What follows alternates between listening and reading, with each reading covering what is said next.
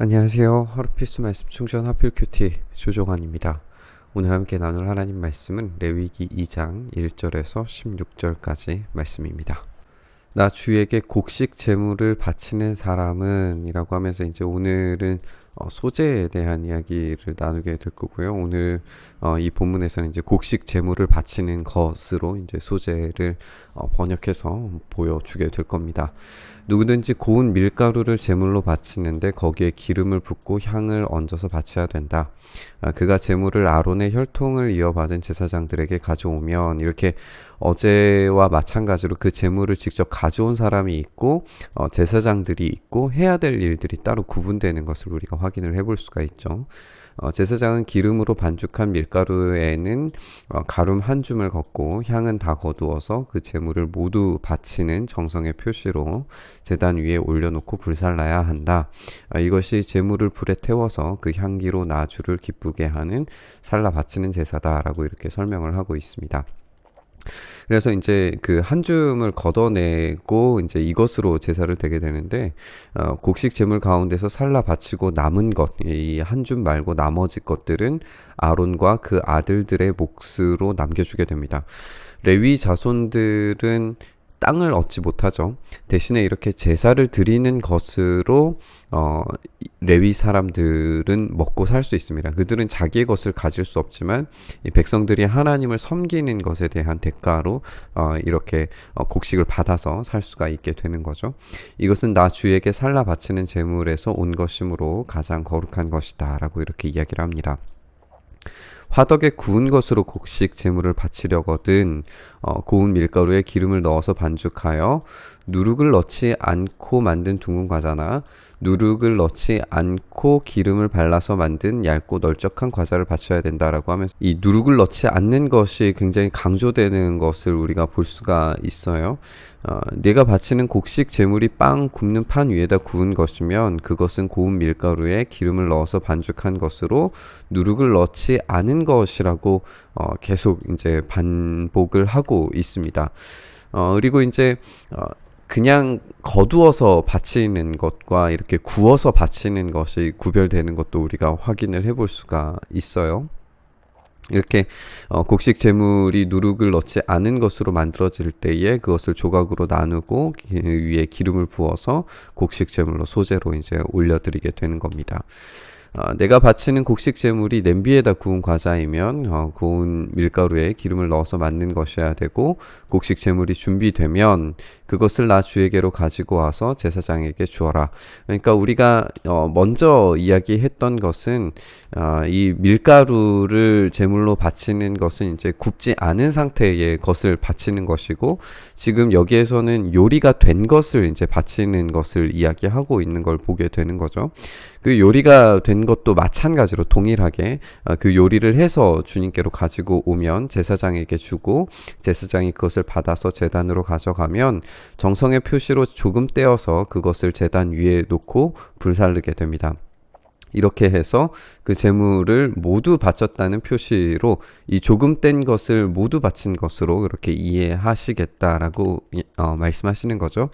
이것이 제물을 불태워서 그 향기로 나 주를 기쁘시게 하는 살라 바치는 제사다라고 이렇게 되어 있고요. 곡식 제물 가운데서 살라 바치고 남은 것은 아론과 그 아들들의 몫이다라고 이렇게 설명을 합니다. 이것은 나 주에게 살라 바치는 제물에서 온 것으로 가장 거룩한 것이다. 너희가 나 주에게 바치는 곡식 제물은 어떤 것이든지 누룩을 넣지 않은 것이어야 된다. 여기서도 이제 누룩을 넣지 않은 것이 또 반복적으로 강조되고 있습니다. 나 주에게 바치는 이 제사에서 어떤 누룩이나 꿀을 불살라서는 안 되기 때문이다 라고 하면서 여기서는 이제 꿀도 포함이 되는 것을 보게 되죠. 누룩이나 꿀 같은 경우에는 어떤 발효가 되는 성분으로 그렇게 이해했다는 것이 분명합니다. 그래서 어떤 변질과 변화를 일으킬 수 있기 때문에 이것을 넣지 말아라 라고 이야기를 하는 것이죠. 너희가 맨 먼저 거둔 곡식을 제물로 바칠 때 아까는 이제 밀가루가 있었고 그리고 요리된 제물이 있었고 이제는 맨 먼저 거둔 곡식이라고 하면서 이제 첫 결실을 하나님께 드리는 것, 이렇게 세 단계로 지금 이야기되는 걸 우리가 볼 수가 있어요. 어제 번제도 생각을 해보면 소, 그리고 양과 염소, 그리고 이제 새를 드리는 것, 번제를 드리는 것, 이렇게 세 단계로 이루어지는 것을 우리가 확인을 해봤었는데, 이렇게 삼중 구조로 계속 반복적으로 나오는 걸 우리가 보게 될 거예요. 그건 뭐냐면 어떤 이 거룩의 단계가 3단계로 되어져 있는 것, 또 신의 산이 세 단계로 최종적인 이제 하나님의 가장 큰 거룩에는 모세만 들어가고 그 밑에 70명의 장로들이 있는 장면, 그리고 그 밑에 백성들이 있는 것, 이렇게 거룩의 어떤 단계들이 있다는 것을 보여줬었는데, 오늘 본문도 그런 식의 구조를 가지고 있다라고 생각을 해볼 수 있습니다. 어쨌든 그렇게 맨 먼저 거둔 곡식을 제물로 바칠 때에는 나 주에게 누룩과 꿀을 가져와도 되지만 나 주를 기쁘게 하는 향기를 내려고 그것을 제단 위에 올려놓지는 마라. 그렇게 이 누룩과 꿀을 가지고 와서 예배를 드리는 것도 가능은 하지만 그것이 불살라지는 그 제사에 포함되어서는 안 된다라고 그렇게 말씀하시죠. 내가 바치는 모든 곡식 제물에는 소금을 넣어야 된다라고 하면서 이제는 꼭 넣어야 하는 것을 이제 말씀을 하세요. 내가 바치는 곡식 제물에는 내 하나님과 언약을 세울 때 넣는 그 소금을 빼놓지 말아라 라고 이야기하시면서 내가 바치는 모든 제물에는 소금을 넣도록 해라. 내가 맨 먼저 거둔 것을 나 주에게 곡식 제물로 바칠 때에는 햇곡식을 불에 볶거나 찌은 것으로 곡식 제물을 바쳐야 된다. 그 위에 기름과 향을 놓아라. 이것이 곡식 제물이다. 제사장은 제물을 모두 바치는 정성의 표시로 곡식과 기름을 조금 갈라내어서 향 전부와 함께 불살라야 한다. 이것이 나에게 살라 바치는 제사다라고 하면서 이 곡식 제물, 이 소재에 대해서 설명을 하고 있습니다. 여기서 이제 우리가 강조해서 생각을 해볼 것은 이 모든 제물에는 소금을 넣도록 해라라고 하는 이 부분인 것 같아요. 왜냐하면 이것과 반대되게 모든 제물에서는 누룩과 꿀이 들어가서는 안 됩니다. 누룩과 꿀이 들어가서는 안 된다는 것과 소금이 꼭 들어가야 된다. 이것이 이제 대비를 보여주는데 이것이 어떤 의미인지 우리가 분명하게 생각할 수 있는 것은 소금은 변하지 않는 것, 그리고 누룩과 꿀은 변화를 일으키는 것이라는 걸 우리가 생각을 해볼 수 있습니다. 이렇게 오늘 본문은 꼭 넣어야 할 것과 꼭 넣지 말아야 할 것을 이야기합니다. 꼭 넣어야 할 것은 소금이고 꼭 넣지 말아야 할 것은 꿀과 누룩입니다. 꿀과 누룩은 발효를 일으키기 때문에 사용이 금지되었다라고 그렇게 추측해 볼 수 있죠. 발효 자체가 상태의 변화를 말해주는 거잖아요. 상태의 변화는 부풀게 만들고 심지어는 썩게 만들 수도 있습니다. 레위기가 거룩을 향한 어떤 단계를 보여주는 책이라는 걸 우리가 기억을 해본다면 이 부풀어짐 또 부패로 이어지는 것은 부정함을 말할 수 있습니다. 반면에 소금은 모든 제물에 필수적이라고 말하죠. 그리고 소금이라고 하는 성질을 우리가 생각을 해보았을 때 보관과 보존, 이것에 맞추어진 물질이라는 걸 우리가 생각을 해볼 수가 있습니다. 그것보다 이제 더 중요한 상징적 가치들을 우리가 찾을 수 있는데요. 고대에는 소금은 이 불이나 시간은 물론이고 다른 어떤 수단으로도 파괴할 수 없는 것으로 이해를 했습니다.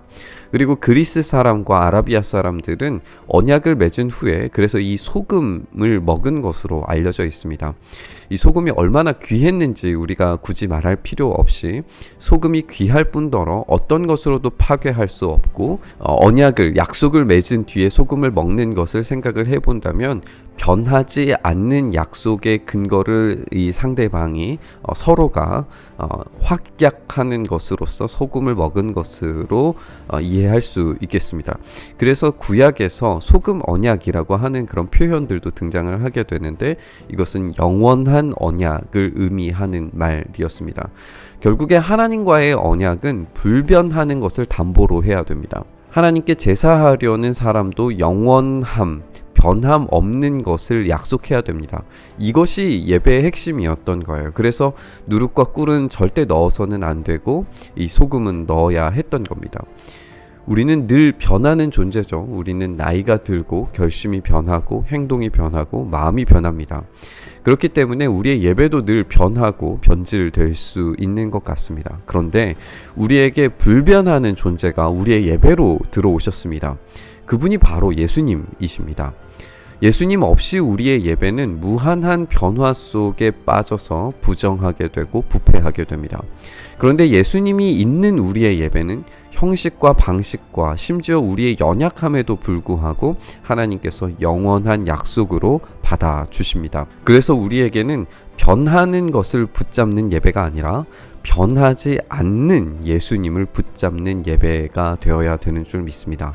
오늘 본문 묵상하면서 우리가 변질되는 것, 누룩과 꿀과 같이 달콤하지만 맛있게 만들어주지만 변화되어지는 것을 위해서 우리가 살아가는 것이 아니라 변하지 않는 것을 위해서 오신 영원 불변하신 우리의 참된 주인이신 예수 그리스도를 통해서만 우리가 예배가 가능하다는 것을 묵상하시면서 우리의 예배가 참된 예배로 주님께 올려드리는 그런 삶 될 수 있게 해달라고 함께 기도했으면 좋겠습니다. 주님, 그렇습니다. 우리에게 변함 없는 것에 약속을 주신 예수 그리스도의 놀라운 은혜와 사랑을 우리가 다시금 기억합니다. 우리는 늘 변하는 존재이지만 변하지 않는 유일한 영원하신 분이신 예수 그리스도를 쫓아 예수 그리스도를 붙들고 예배하오니 주여 우리의 예배 가운데 변하지 않는 사랑으로 변하지 않는 은혜로 우리에게 임재하셔서 우리의 예배를 우리의 삶을 받아 주시옵소서. 그렇게 우리의 삶에 영원한 것으로 채워주시기를 간절히 소망하며 우리 주님 예수 그리스도의 이름으로 기도드리옵나이다. 아멘.